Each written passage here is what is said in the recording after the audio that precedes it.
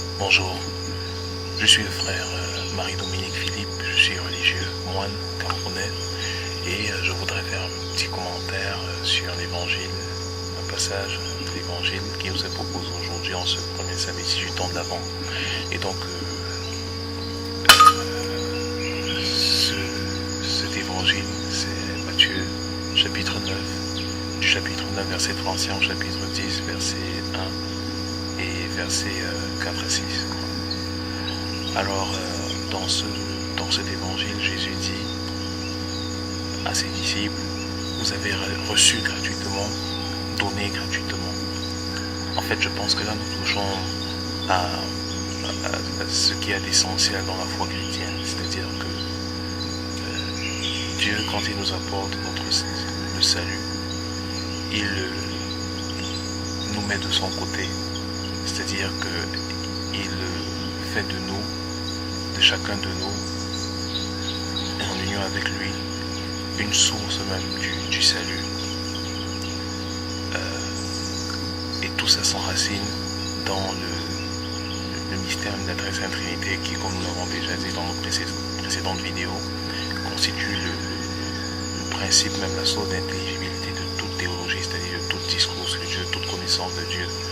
Parce que lorsque le Père engendre le Fils, il lui donne d'être avec lui, source du Saint-Esprit. Donc l'Esprit procède du Père et du Fils, comme le dit le Credo.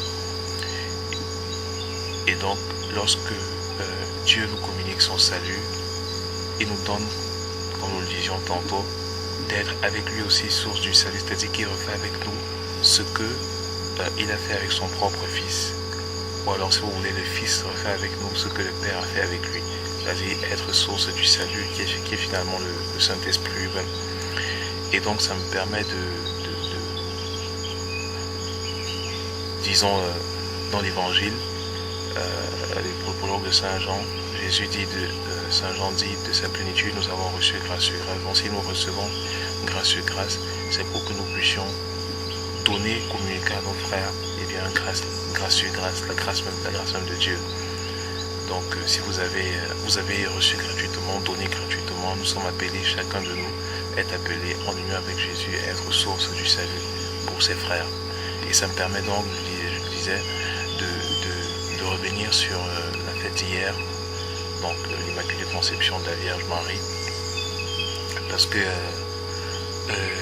beaucoup aujourd'hui de théologiens s'opposent à cette nouvelle tradition qui dit que Saint Joseph a aussi été conçu sans péché. Et ils le font en se basant entre autres sur le dogme de 1854 dans lequel Paul VI proclame l'Immaculée Conception de la Vierge Marie comme un article de foi, et où il dit que la Vierge Marie a été conçue sans péché et qu'il s'agit là d'un privilège et d'une faveur singulière. Donc il s'agit d'un privilège singulier, c'est-à-dire que la Vierge Marie donc, serait la seule à avoir été conçue sans péché. Donc il se base sur ce passage du dogme pour dire, pour réfuter l'idée d'une conception sans péché de Saint Joseph. Mais je voudrais rappeler ici que le plus important dans un dogme, c'est pas sa formulation, c'est-à-dire c'est pas la lettre. Le plus important dans un dogme, c'est le plus important dans un dogme, c'est l'esprit même de la lettre, c'est-à-dire c'est la réalité que ce dogme exprime et qui est un mystère, donc qui nous dépasse toujours, et deux, la compréhension que nous devons avoir de la lettre de ce mystère-là, compréhension qui doit toujours être conforme et de plus en plus conforme à la compréhension que nous avons de la réalité même que ce dogme exprime. Qu'est-ce que je veux dire par là? Que le dogme exprime une réalité, c'est-à-dire un mystère, quelque chose qui nous dépasse. Et un mystère, c'est pas quelque chose que nous pouvons comprendre d'un seul coup. Nous entrons progressivement dans une compréhension toujours plus profonde d'un mystère. Et plus nous entrons dans cette compréhension, dans une toujours plus profonde de ce mystère, plus l'esprit même des mots par lesquels nous exprimons cette réalité-là doit évoluer. Alors, quand la Vierge Marie apparaît en 1854, le pape aussi dit Marie a été conçue, le pape Pie IX dit Marie a été conçue sans péché. Et il s'agit d'une faveur singulière. Marie, 4 ans, la Vierge Marie, notre mère, 4 ans après, en 1858, apparaît à Bernadette, la petite Bernadette de Lourdes, et elle lui dit je suis l'Immaculée Conception. Pie IX dit 4 ans plus tôt, Marie a été conçue sans péché, comme s'il s'agit d'une grâce passive. Marie vient 4 ans plus tard, ce sont des apparitions reconnues par l'Église, et elle dit je suis l'Immaculée Conception. Donc il y a comme un transfert du passif à l'actif. Quand Pie IX dit qu'elle a été conçue sans péché, on dirait facilement qu'il s'agit de quelque chose de passif. Elle a reçu de manière passive cette grâce, et Marie 4 ans plus tôt dit je suis l'Immaculée Conception. Donc là il y a comme nous disions un transfert du passif à l'actif. Elle se présente désormais comme source même de l'Immaculée Conception. Donc elle nous dit cette grâce-là n'est pas une grâce passive, c'est une grâce dont je suis moi-même la source. Donc Marie, en disant je suis l'Immaculée Conception, elle-même, elle se présente comme la source même de toute Immaculée Conception. Alors les gens ont tendance à dire mais qu'est-ce qu'il raconte? Marie n'est pas Dieu. Oui, elle n'est pas Dieu, mais en union à son Fils Jésus-Christ, une fois de plus nous le disions, elle devient source de l'Immaculée, de toute Immaculée Conception. La rédemption du Christ est parfaite, mais le Christ, nous redisons-le, fait avec nous ce que son Père a fait avec lui. C'est-à-dire qu'il nous met de son côté et il fait de chacun de nous, en union avec lui, source même du salut. Et donc Marie est l'image de cette Église dont Saint Paul nous dit qu'elle est la plénitude de celui qui est plénitude. Donc Marie est effectivement co-rédemptrice, et dans sa co-rédemption, elle est aussi source de toute Immaculée Conception, non pas par elle-même, mais de par son union avec son Fils Jésus-Christ dans le mystère de son incarnation rédemptrice. Et si on comprend bien cette chose-là, on n'a plus vocation à s'opposer à l'Immaculée Conception de Saint Joseph, parce qu'en fait, Saint Joseph a bel et bien été conçu sans péché, nous le croyons, et nous avons des arguments pour le prouver. Prochainement, nous allons faire une vidéo où nous allons nous étendre là-dessus. Mais il est Immaculée Conception, Saint Joseph, en prévision des mérites de Jésus-Christ et en prévision des futurs mérites de Marie en tant que co-rédemptrice. C'est-à-dire que Saint Joseph avait vocation à participer en union avec la Vierge Marie à l'incarnation même du Fils de Dieu, de manière tout à fait virginale, évidemment, puisque le mariage est un mariage virginal. Et comme la Vierge est immaculée, et que Jésus est l'agneau sans défaut et sans tache, il fallait que Saint Joseph lui aussi soit sans tache, soit conçu sans péché. C'est ce que Saint Paul exprime quand il dit, au tout début de son épître aux Romains, que Jésus est issu de la race de David selon la chair. On sait très bien que dans l'Écriture, l'ascendance et la filiation sont toujours envisagées de manière, d'un point de vue patriarcal. C'est-à-dire, on dit toujours fils de tel père, fils de Joseph, Jésus, fils de Joseph, Joseph, fils de Jacob. Et donc, lorsque Saint Paul dit cela signifie que Jésus tient sa chair de son père humain, qui est donc Saint Joseph. Et ce mystère nous est révélé notamment à travers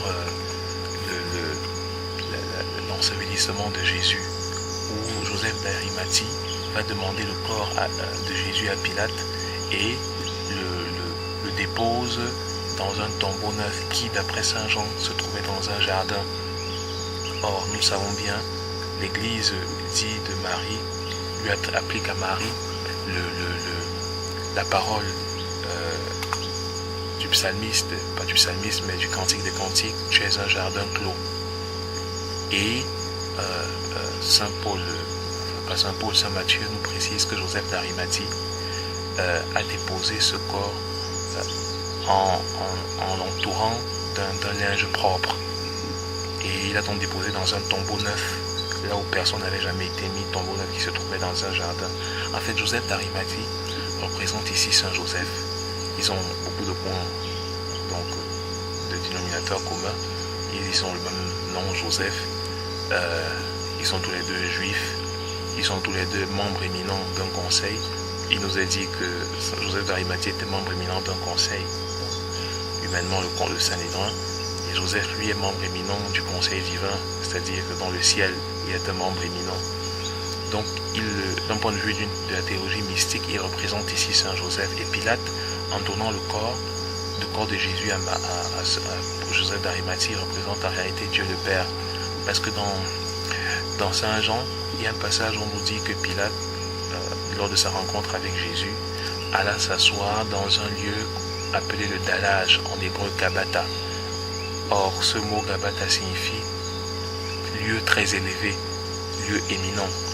Donc en fait, Pilate représente ici Dieu le Père, qui est le très haut, donc qui est très éminent, et qui donc donne le corps à Saint Joseph, le corps de Jésus à Saint Joseph, c'est-à-dire qu'il donne à Saint Joseph de participer de manière interne, directe et virginale, précisons-le, au mystère de l'incarnation, de sorte que Joseph est vraiment l'ombre de la puissance du Très-Haut dont parle l'ange à Marie à l'Annonciation.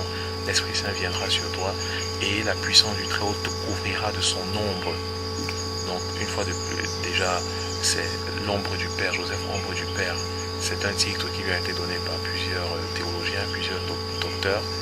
Et nous montrerons dans une vidéo plus détaillée prochainement qu'il est possible par la Sainte Écriture même, pas seulement par la Sainte Tradition, mais aussi par la Sainte Écriture, de prouver que Joseph est vraiment l'ombre du Père. Et donc, il a vraiment participé, comme Joseph d'Arimathie dépose le corps de Jésus dans ce tombeau neuf où personne n'avait jamais été mis, tombeau neuf qui se trouvait dans un jardin. Eh bien, Saint Joseph, par une grâce singulière du Dieu très haut, du Père, Dieu le Père, a donc participé à l'incarnation même du Verbe de Dieu dans le sein de la Vierge Marie, qui est ce jardin clos. Et ce tombeau neuf qui représente ultimement son cœur, où personne n'avait jamais été mis, qui représente son cœur immaculé et virginal. Donc Saint Joseph, puisqu'il a vraiment participé à l'incarnation rédemptrice, à l'incarnation du Verbe de Dieu, et que le Verbe de Dieu tire sa chair, non seulement de la Vierge Marie évidemment, mais aussi de Saint Joseph, rappelons la parole de Saint Paul, le Fils de Dieu est issu de la race de David selon sa chair. On voit bien dans la généalogie de Jésus, de Matthieu, de Jésus en Saint Matthieu, que Jésus est issu de la race de David par Saint Joseph. Donc il tient sa chair de Marie, mais aussi de Joseph, de sorte qu'il est cette chair issue du mariage de Joseph et de Marie, tel que le dit l'Écriture, l'homme quittera son père et sa mère et s'attachera à sa femme, et tous deux ne feront plus qu'un. Eh bien, Joseph peut vraiment dire à Jésus, comme Laban a dit à Jacob dans l'Ancien Testament, tu es la chair de ma chair et les os de mes os. Et puisque Jésus tire sa chair de Joseph, et que cette chair est une chair absolument immaculée, il fallait que Joseph, dès le premier instant de sa conception, soit conçu sans péché. En fait, c'est pour cela que l'ange dit à Joseph, fils de David. Parce que le fils de David, historiquement parlant, c'est Salomon. Or, l'œuvre majeure de Salomon fut de construire un temple au Seigneur. David dit à Dieu, je voudrais te construire un temple. Et Dieu, à travers le prophète Nathan, lui dit, ce n'est pas toi qui me construiras un temple en mon nom, il précise, un temple en mon nom, c'est ton fils Salomon. En fait, le mystère de Salomon préfigurait le mystère de Joseph, qui est le fils de David par excellence. Comme Salomon a eu à construire à Dieu un temple matériel, Joseph avait, par un don du Dieu très haut, a construit de manière tout à fait virginale à Dieu son véritable temple où demeure son nom, c'est-à-dire son je suis, sa divinité. Et ce temple, Saint Jean nous l'explique, nous dit ce qu'il en est, puisque Jésus dit aux Juifs, détruisez ce temple et en 3 jours je le reconstruirai. Saint Jean précise, le temple dont il parlait, c'était son corps.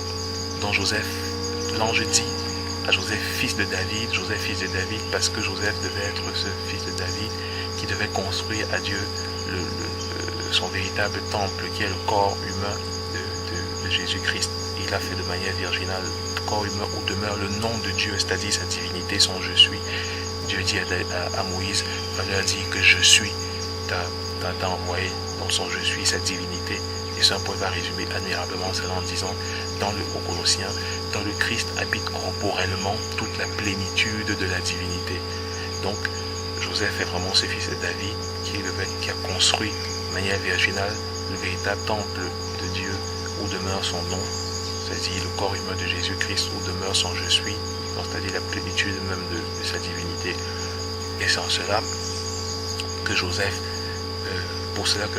se devait être conçu sans péché pour qu'en union avec Marie, il puisse construire dans ce véritable temple. Et c'est pour ça que le mariage de Marie et de Joseph est si important, si décisif.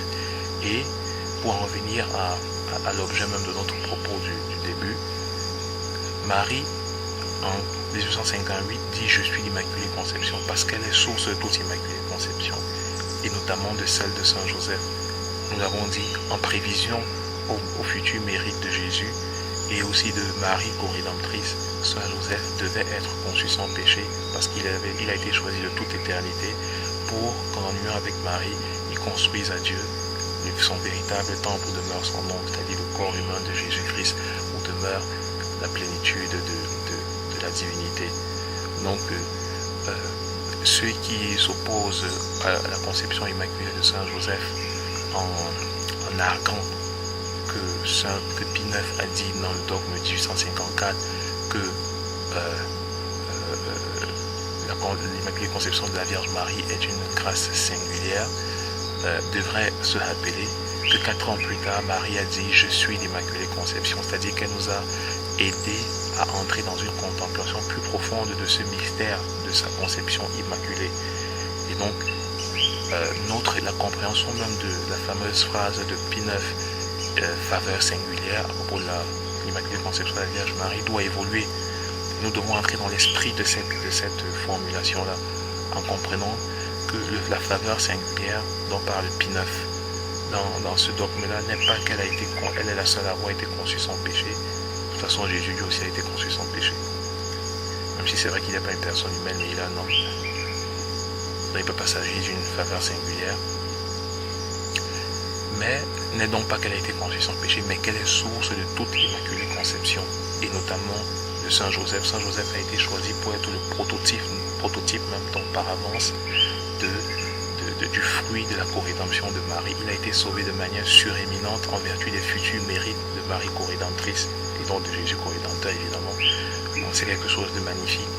Et nous allons faire, comme nous disions, une vidéo très prochainement. Nous allons entrer dans plus profond, de manière plus détaillée dans la contemplation du mystère de Joseph, Père, comme nous l'appelons, Père mystique du Fils de Dieu et conçu sans péché. Et voilà donc, vous avez reçu gratuitement, donné gratuitement. Marie est l'Immaculée Conception parce que ce qu'elle a reçu gratuitement, elle le donne gratuitement. C'est-à-dire, elle est source aussi de l'Immaculée Conception, de toute Immaculée Conception.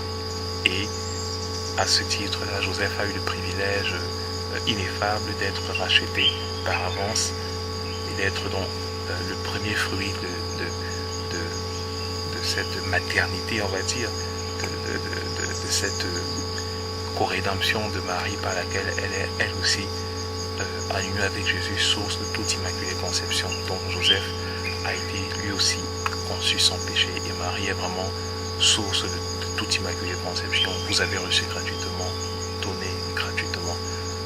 Voilà. Allez à Joseph. Ave Maria. Le Verbe s'est fait chair et il habite parmi nous.